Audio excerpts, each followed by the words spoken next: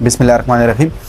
نن په دې خبره باندې باس کوو چې پاکستان نه سیاست څنګه دی، سیاستوالې څنګه دي، سیاستدانان څنګه دي. خبره صدا سي ده چې سویل وړای چې سینیئر صحافي دی هغه وایي ما یو پیریته په د نواز شریف نه تاسو چې د تاسو مسلم لیگ کې کوم دنه دا څنګه خبره ده چې تاسو په کور کې اول اختلاف ته چې شهباز شریف غواړي چې فوج سره کوم دنه مفاهمت وکي او ته چې کوم دنه فوج خلاف بیانونه ورکې نو نواز شریف خو خاندل ما ته وی چې خو خدای نه چې خپل گیم کوي یو خپل گیم کوم ناول خو د دین وګورئ دا زمونږ رسترګو غړېدو لپاره یو خبره ده چې دا مونږ چې وو چې د دې کور کې اختلاف نه اختلاف نه بلکې دا د پلانینګ تحت چې کوم دنه داخله کارونه کوي. اوس دې کې سره یو ریلیټډ خبره دار وي د جنرال ایوب خان په دور کې به دا خبره کېده چې د پاکستان د 60% نه سیوا انډستری او د 80% نه سیوا بانکینګ سېکټر د 22 خاندانونو په کنټرول کې لري. هغه 22 خاندانونه اوس ډېر زیات سیوا شوي نظر خاندانونه به 2000 خاندانونه نو اوس سوچو کوي چې د 22 کروڑو خلکو په ملک کې 2000 خاندانونه موږ په سیاست باندې ځانونه باندې مسلط دي کنه. بل خبره دا د ور سره چې د سیاستدانانو خپل چې کوم نه کټګریز دي نو دا څنګه دي چې ټول خراب دي نیبه بګي سمو بس سم سیاستدان ستبو هغه سیاستدان ته موږ خو سیاستدان وو چې د اصول سیاست کوي لکه اصول خو هر وخت به یو اصولي کنه اصول خو نه بدليږي را بدليږي دا څه خو نه د چې ما د خپل ځان لپاره اصول نشته او د بل لپاره به اصول دي. نو اصول هغه ولی خان دي سیاست اصول غي سره تللی دي اوس که چرته اصول یو سیاستدانان نه بسومري لکه وړو کې مالګه خن نظریاتي سیاست چې کوي نظریه من دي چې کوم نه بلیف ساتي دا هغه خلکو هغه به دومره چې د ګوتو بشمار باندې هغه شمارل شي بری زمونږ بری ملک کې نو نظریه اصول دا خبرې نشته نو کم خلک دي او څنګه سیاست ته څنګه سیاستدانان دي ان داسې سیاستدانان دي چې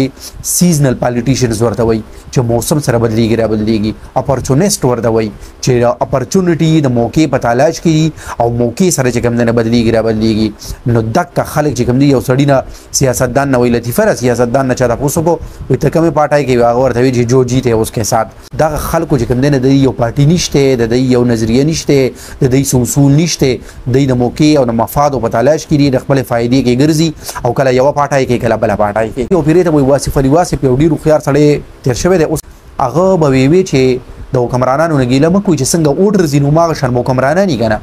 دغه سید زمونږ خلک عوام هم د کشن تقسیم دي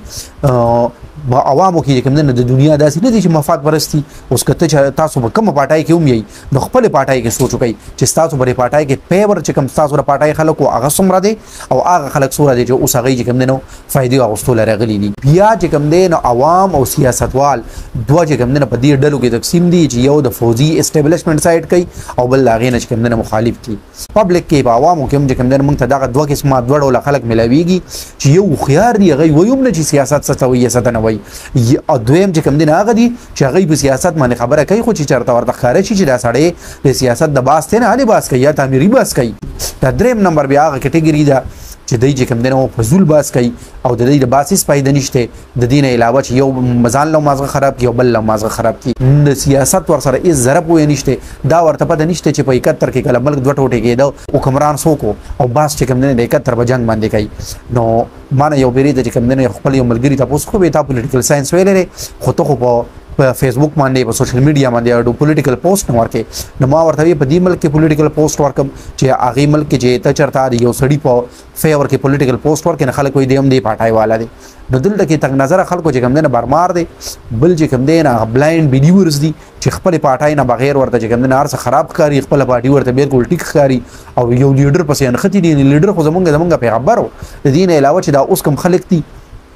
کوم سیاستوال دي او خلک ورپسې نیت تړلې نه دغه خلک خو ګوري داسې یو سړی نشي کېدی چې دغه ته کلهم دفاع وکړي. موږ منو چې باچا خان غټ لیډر وو خو باچا خان نوم ځنې غلطای شوی دي ګاندھی غټ لیډر وو داغه نوم ځنې غلطای شوی دي داسې چې کوم د ځان ودی باندې پوی کول پکار دي چې دا ټول خلک چې سیاست تراغله دي نو په دې کې هغه ملک باندې کام باندې ولس باندې ماین او بخیا جوړي خدمت کوم هغه د ګوتو رشمار دي هغه